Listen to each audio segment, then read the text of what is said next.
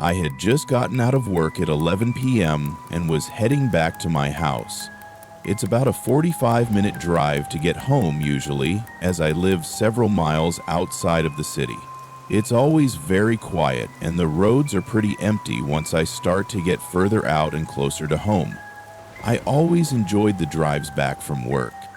I found them peaceful and just a nice way to wind down after a long day. I was 20 minutes away from home and just turned down a long side road that pretty much leads directly to my house. This was my usual route home that I'd been taking for years now, and I'd never had anything happen before. I will admit though, it was a bit of a creepy road at night. It was very dimly lit, and the sides of the road were surrounded by a dense forest. Not to mention, it would often get foggy during the later hours of the night, making things only visible within a few feet ahead. Again though, barely anyone is on this road at night. There's no turns or anything, so visibility is never too much of an issue. Though a couple minutes down the road, I see through the fog a small blinking light. I couldn't really tell how far ahead it was, or even what side of the road it was on. I slowed down, and as I started to get closer, the light turned off completely. At this point, I was maybe going 15-20 miles per hour when, out of the fog, a small car pulls out from the side of the road and stops directly in front of me. I tried to brake, but I was too close already, and my car tapped the back of theirs. I was kind of in shock at first as to how suddenly it all happened, but I noticed neither of our cars really had much damage.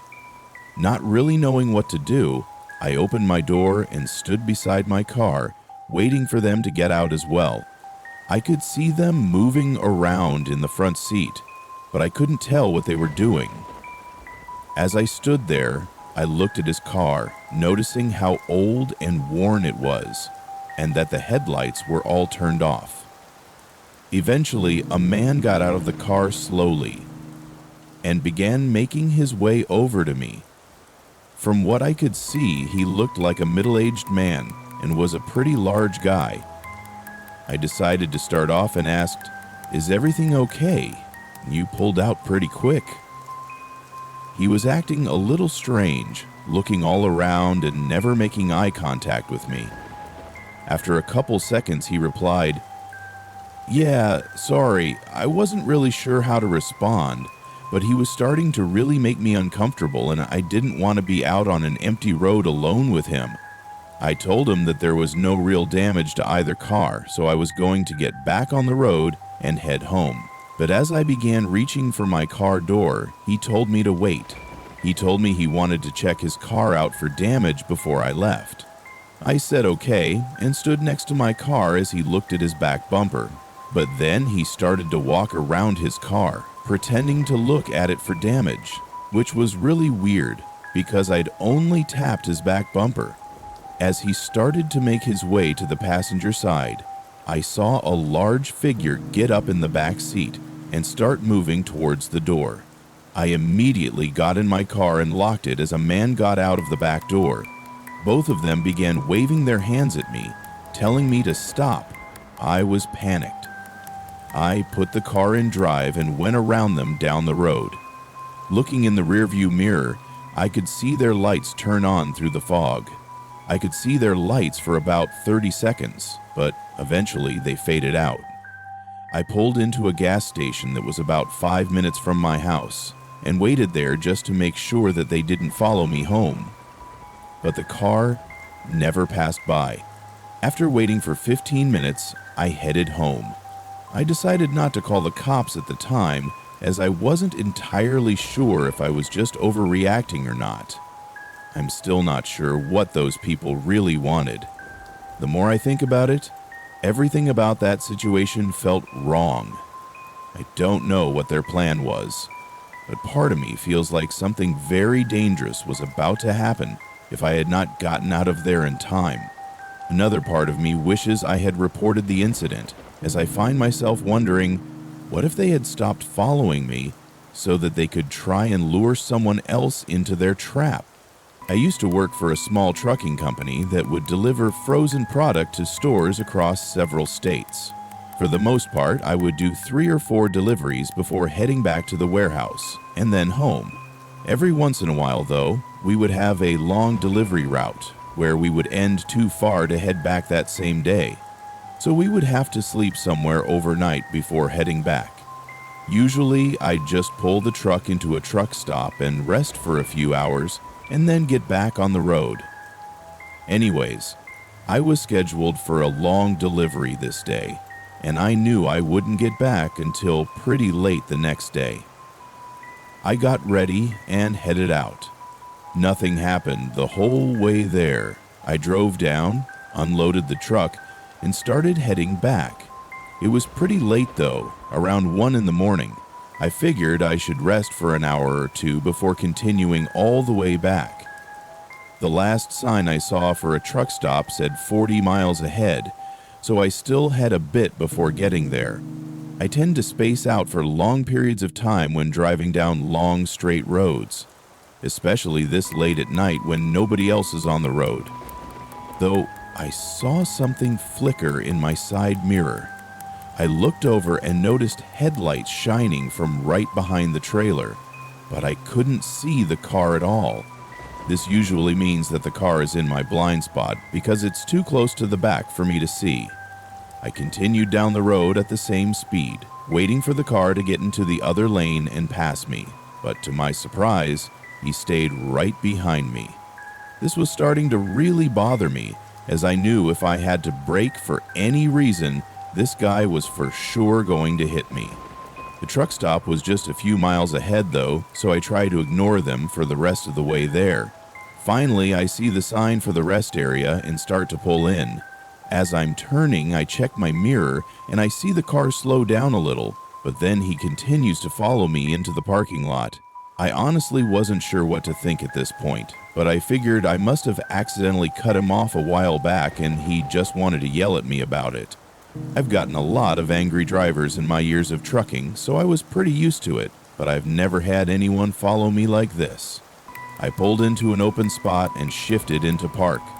The car slowly trailed behind me and continued to get closer and closer to the back before eventually stopping. Again, he was too close for me to see him, but at this point, it was getting too weird. I got out and started walking around to the back to question them, though almost as soon as I slammed my driver door shut, they put it in reverse and drove away in a rush.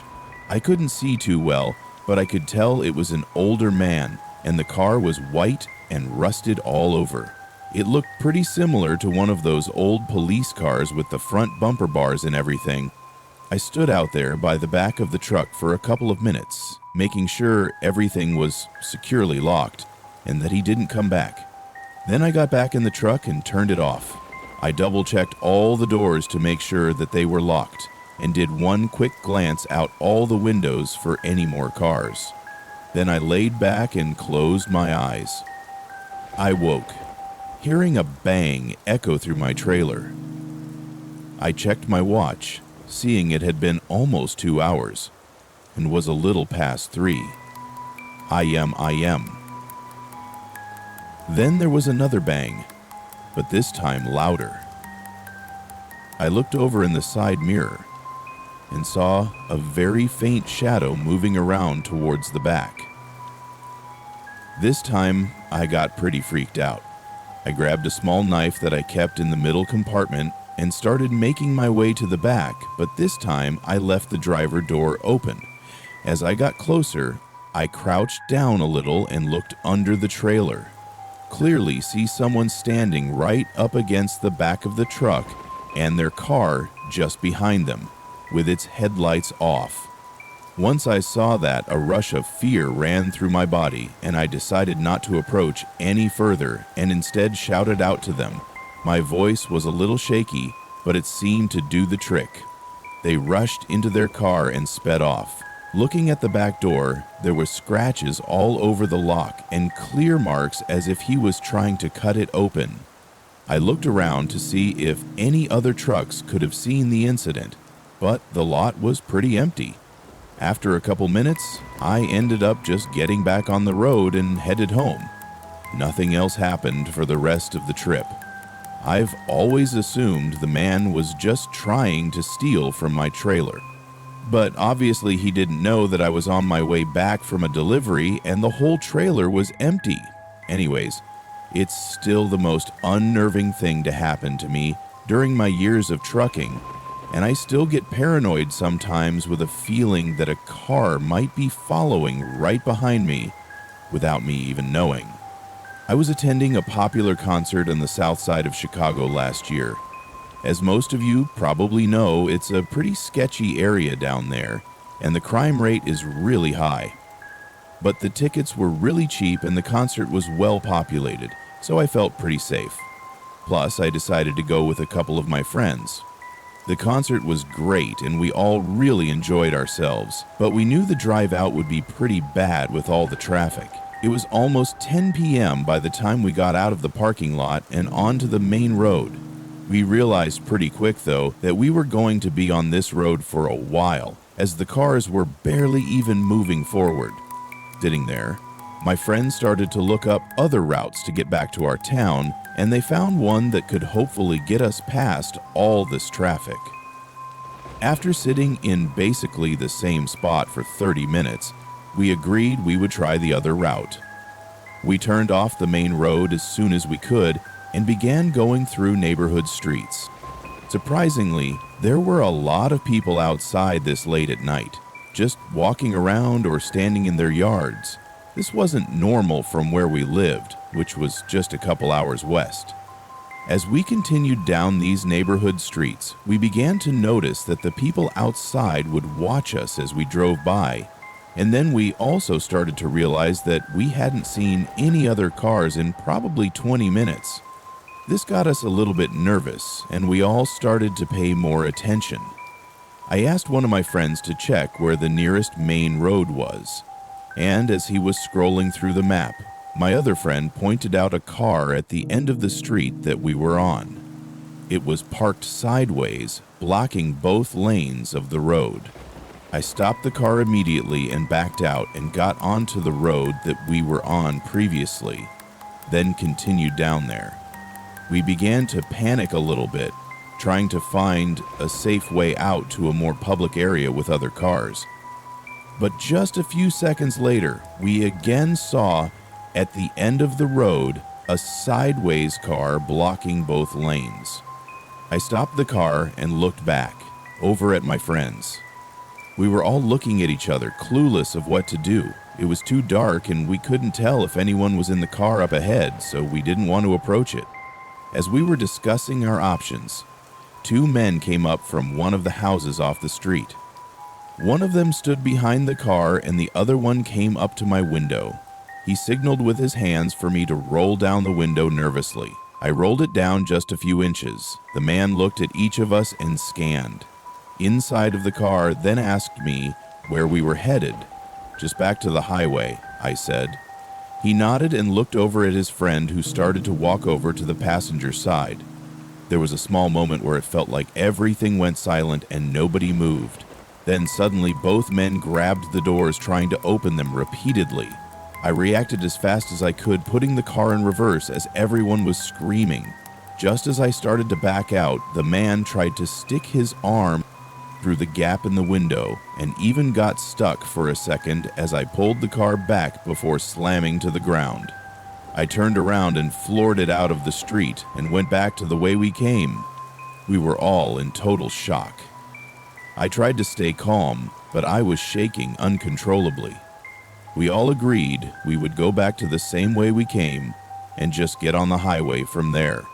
I think we were all pretty shaken by the situation, but I do think that I handled it pretty well. Luckily, our doors were locked though, because I'm not sure if I'd be here right now if they weren't.